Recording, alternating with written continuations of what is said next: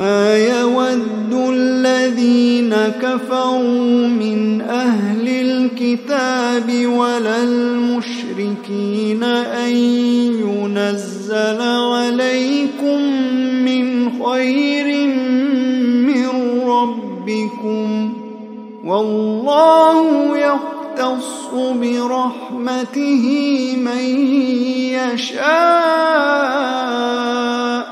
والله ذو الفضل العظيم.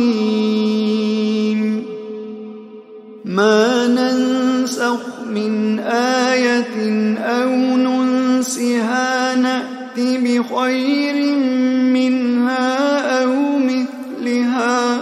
ألم تعلم أن الله على كل شيء قدير؟ ألم تعلم أن الله له ملك السماوات والأرض، وما لكم من دون الله من ولي ولا نصير؟ أم تريدون أن تسألوا رسولكم كما سئل موسى من قبل؟ ومن يتبدل الكفر بالإيمان فقد ضل سواء السبيل. ود كثير من أهل الكتاب لو يردونكم من بعد إيمانكم كفارا حسدا من عند أنفسهم من بعد ما تبين لهم الحق، فاعفوا واصفحوا حتى يأتي الله بأمره، إن الله على كل شيء قدير.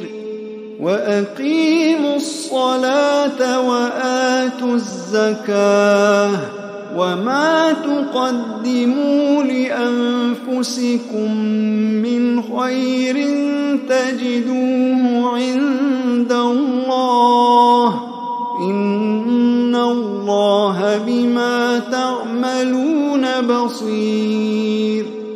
وقالوا لن يدخل الجنة إلا من كان هودا أو نصارى، تلك أمانيهم، قل هاتوا برهانكم إن كنتم صادقين.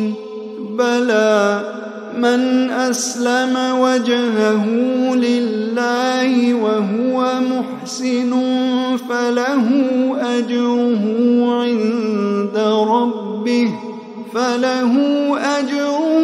عند ربه ولا خوف عليهم ولا هم يحزنون.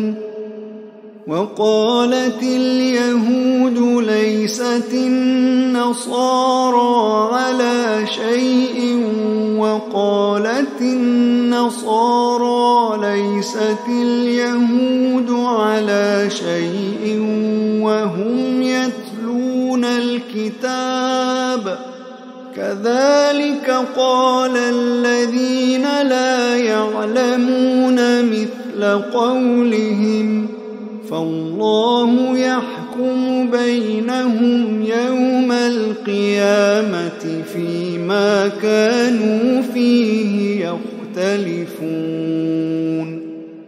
ومن أظلم ممن منع مساجد الله أن يذكر فيها اسمه وسعى في خرابها، أولئك ما كان لهم أن يدخلوها إلا